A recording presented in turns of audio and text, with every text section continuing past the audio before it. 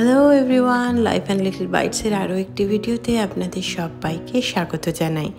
আশা করি আপনারা সবাই খুব ভালো আছেন। আকাশটা মেঘলা হয়ে আছে, সকাল প্রায় 9টা মতো বাজে। চলুন মায়ের আশীর্বাদ নিয়ে আজ একটা নতুন দিন শুরু করি। আজ সারাদিনে অনেকগুলো কাজ ছিল, তাই অনেক সকাল সকাল উঠে রান্না বান্না সেরে নিয়েছিলাম। এখন তাই ব্রেকফাস্টটা রেডি করছি। ব্রেকফাস্ট করে গৌরীকে স্নান করে খাইয়ে এখন বেরোচ্ছি ইন্ডিয়া বাজারের জন্য। আপনারা দেখেই থাকবেন, অন্যদিন আমি লিফটে নামি, তবে আজকে নামছি সিঁড়ি দিয়ে। প্রতিটা ফ্লোরে একটা নির্দিষ্ট দূরত্ব অন্তর অন্তর এনাদের একটি সিঁড়ির ব্যবস্থা করা আছে। যদিও সেটা আমরা ব্যবহার কম করি, তবে আজ ভাবলাম এখান থেকে নেমে যাই, তাই একটু সুবিধে হবে। বাড়িগুলো এখানে কাঠের হলেও এই সিঁড়ির ফ্লোরিংটা কিন্তু কাঠের নয়। দেখুন সকালের মেঘ কেটে গিয়ে কী সুন্দর হয়ে আছে আশপাশটা। যখন আমি বেরোচ্ছিলাম তখন প্রায় দুপুর 1:30 থেকে 2টো মতো বাজে। মেঘটা কেটে অনেকটাই আকাশ পরিষ্কার হয়ে গেছে। সকাল থেকে নানা তাড়াহুড়ো থাকার কারণে আজ আর বিশেষ ভিডিও করতে পারিনি। তবে আজ ভাবলাম যখন ইন্ডিয়া বাজারে যাচ্ছি তখন একবার আপনাদের দেখাই যে আমাদের দেশে যে সমস্ত মশলাপাতি পাওয়া যায় তার থেকে আমেরিকার দামের পার্থক্য ঠিক কতটা। এই যে আমাদের গেথার্সবার্গ স্টেশন, কিছুক্ষণের মধ্যেই পৌঁছে যাব ইন্ডিয়া বাজারে। তবে কি বলবে, বাইরে এত ঠান্ডা, এত সুন্দর চারপাশটা লাগছে, ভাবলাম দাঁড়িয়ে একটু ভিডিও করে নিই। চলুন ভেতরে ঢুকি। মোটামুটি আমাদের দেশে যা মশলাপাতি পাওয়া যায় সমস্ত কিছুই ইন্ডিয়া বাজারে পাওয়া যায়। এই ঘুরতে ঘুরতে হঠাৎ রণবীর সিংয়ের এই ছবিটা চোখে পড়ল। যাই হোক, তো দামের পার্থক্য অনুযায়ী যদি দেখা যায়, আমি একটা জিনিস লক্ষ্য করলাম, এখানে কিন্তু সমস্ত জিনিসটাই, বিশেষত মশলাপাতির ক্ষেত্রে ওজন হিসাবে দামটা লেখা। মানে হলুদ, ধনে, জিরে, গরম মশলা, কালো জিরে, সমস্ত কিছুই ধরুন আপনি 150 গ্রামের প্যাকেট নিচ্ছেন, সেটা $2.99। ভারতীয় মূল্যে যদি বিচার করা যায় প্রায় 250 টাকা 260 টাকার মতো। আর যদি বড় প্যাকেটটা নেন তারও সবার ক্ষেত্রে ওজন অনুযায়ী এক দাম। যদিও সবজিপাতিগুলোর এক এক সময় এক এক রকম দাম থাকে। বিস্কিট বা ওই ধরনের জিনিসগুলো অবশ্যই ভারতীয় মূল্যে দামটা অনেকটা বেশি, তবে যেহেতু পুরো জিনিসটা পাওয়া যায় তাই অনেকটাই সুবিধা হয়। বাড়িতে ফিরে সমস্ত জিনিসপত্র রেখে আমি আর গৌরিকের বাবা লাঞ্চ করে আমি আবার বেরোচ্ছি। এবার যাচ্ছি টার্গেটের উদ্দেশ্যে।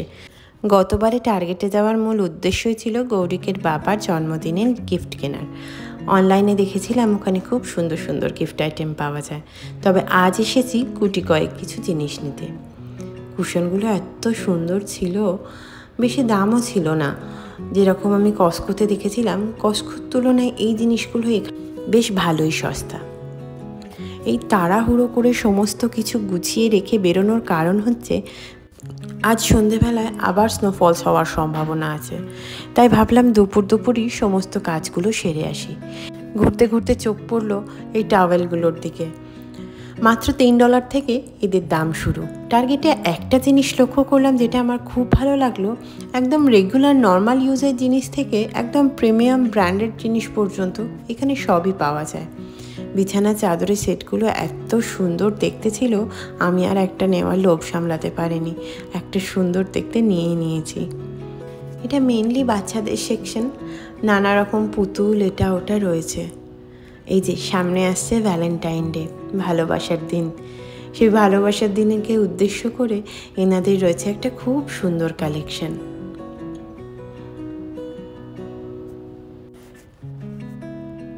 এখানে নানা রকম রান্নাঘরের আনুষঙ্গিক জিনিসপত্র বা বাথরুমের আনুষঙ্গিক জিনিসপত্র, যেহেতু সমস্ত জিনিসটাই হাতে গড়ে নিতে হয়, সেইগুলো সব সাজানো রয়েছে। এই যে আগের দিন আপনাদের ভিডিওতে বলছিলাম বাচ্চাদের জন্য এনাদের একটা আলাদা র্যাক করা থাকে, এই হচ্ছে সেই র্যাকটা। কেনাকাটা সমস্ত কমপ্লিট, এবার যাব বাড়ির দিকে।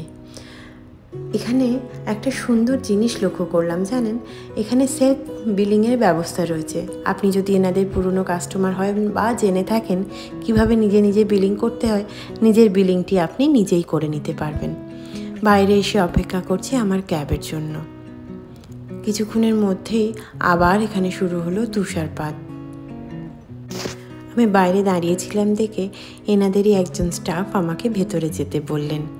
ভেতরে গিয়ে একটা নতুন জিনিস লক্ষ্য করলাম। দেখুন, এই যে এখানে আপনি নিজের জিনিস ডিসকার্ড করতে পারবেন।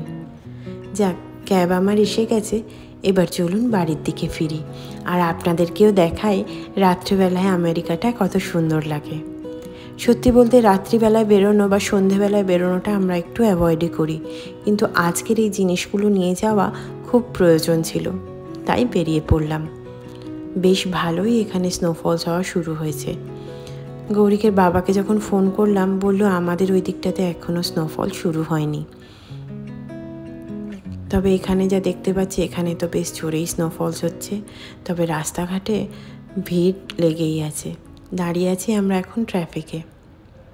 এই যে রাস্তাটা দেখছেন, এটা ফ্রেডরিক বলে একটা শহরের দিকে চলে যায়, আর আমি চলছি গেথার্সবার্গের দিকে।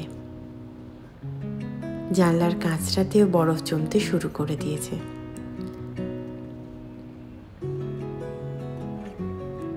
এখানেও একটা ছোট্ট মার্কেট মতো আছে, সেটাই দেখতে দেখতে যাচ্ছিলাম। বাড়ির কাছাকাছি মোটামুটি এসে পড়েছি। চোখ পড়লো এই ক্রিসমাস ট্রিটার দিকে।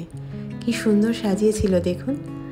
এই রাস্তাতে তো সচরাচর আসি না, তাই হয়তো খেয়াল করিনি। এই যে আমরা এসে গেছি গেথার্সবার্গ পোস্ট অফিসের কাছে। পোস্ট অফিস এসে গেল মানেই আমার বাড়ি এসে গেল। ওই দূরে দেখা যাচ্ছে আমাদের অ্যাপার্টমেন্ট।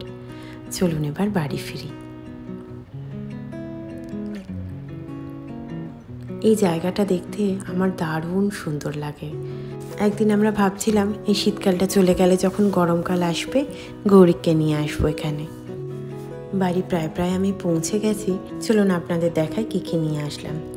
একটু ব্রেকফাস্ট আইটেম এনেছিলাম, একটু শ্যাম্পু কন্ডিশনার শেষ হয়ে গেছিলো, আর এই যে বিছানার চাদরের সেটটা নিয়ে এসেছি। দুটো কাঁচের গ্লাস আর কিছু সিলিকনের বোল নিয়ে এসেছি। বড্ড সুবিধে হয় এগুলো, আসলে ডিশ ওয়াশার শেপ বলে এইগুলো দেখে দেখে নিয়ে এলাম। আমার জন্য নিয়ে এসেছি কিছু স্ক্রাচেস, একটু বেবি ফুড নিয়ে এসেছিলাম গৌরিকের জন্য, একটু কুকিজ আর কেকও নিয়ে এসেছি। গৌরিকের বাবা খেতে বড় ভালোবাসে। আজকে একটু চিংড়ি, একটু মোমো, একটু পিৎজা, মানে কিছু ফ্রোজেন খাবারও বাড়ির জন্য নিয়ে এসেছিলাম। চলো ঝটপট রান্নাবান্না করে নিই। আজ একটা নতুন জিনিস দেখাই। এখানে আলু সেদ্ধ করাটা কত সোজা। আলুটা মাইক্রোওয়েভে দিয়ে এখানে একটি আলুর জন্য অপশান থাকে, ওই পোট্যাটোটাকে ক্লিক করে দিলেই আলু সেদ্ধ হয়ে যাবে। এখন ঝটপট চা বানিয়ে নিয়ে একটু বাবা আর ছেলের সাথে আমিও বসেছি গল্পগুজব করতে। সারাটা দিন আজ এত হেকটিক ছিল। গৌরিক আজ সারাদিন ওর বাবার কাছেই ছিল, যদি দিনের বেশিরভাগ সময়টা ও ঘুমিয়েই কাটায়। আর আজকের গৌরিকের বাবার অফিসের চাপটা তুলনামূলকভাবে একটু কম ছিল, তাই সমস্ত কাজটা কমপ্লিট করা।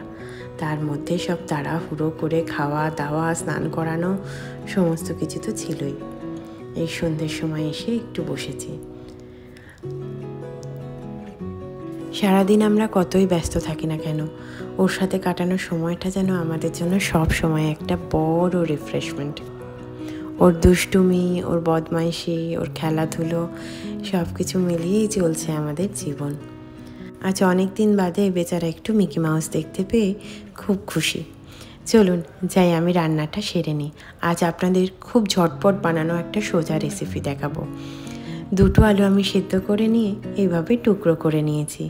যদি কখনো তাড়াহুড়ো থাকে, এই সবজিটা অবশ্যই বানাবেন, খুব সুবিধা হয়েছে।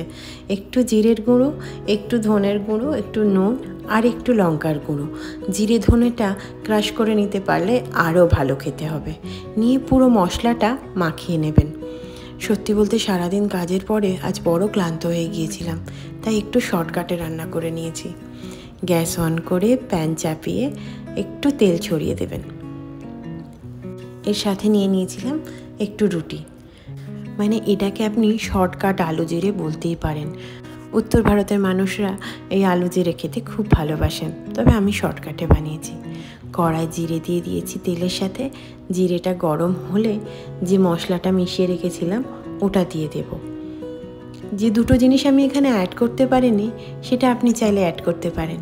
প্রথম হচ্ছে একটু আমচুর পাউডার এই মশলার সাথে। তারপরে যখন তরকারিটা হয়ে যাবে অ্যাড করতে পারেন একটু ধনেপাতা। আমার বাড়িতে দুটোই আনা ছিল না, তাই আমি সে দুটো অ্যাড করিনি। ওই দুটো জিনিস অ্যাড করলেও খাবারটা আরও সুন্দর খেতে হবে। মশলাটা একটু পাকিয়ে নেব, ভুলেও জল দিতে যাবেন না, তাহলে কিন্তু জিনিসটা পুরো নষ্ট হয়ে যাবে। তারপরে সেদ্ধ করে টুকরো করে রাখা আলুগুলো আমি এর সাথে মিশিয়ে দেব। ব্যাস, এরপরে ভালো করে মিশিয়ে একটু নাড়াচাড়া করবেন যাতে ভালোভাবে মশলাটা আলুর সাথে মিশে যায়। এক হাতে ক্যামেরা ধরে করা তো, তাই হয়তো ভালোভাবে দেখাতে পারছি না। ডিনার আমার রেডি। আজ ভিডিওটা তাহলে এখানেই শেষ করি। ভিডিও ভালো লাগলে সবাই একটা লাইক করে দেবেন, কমেন্ট করে জানাবেন আপনাদের মতামত। সকলে খুব ভালো থাকবেন। আর ফেসবুক থেকে দেখলে আমায় ফলো করে দেবেন, ইউটিউব থেকে দেখলে আমার চ্যানেলটিকে সাবস্ক্রাইব করে পাশে থাকবেন। নমস্কার।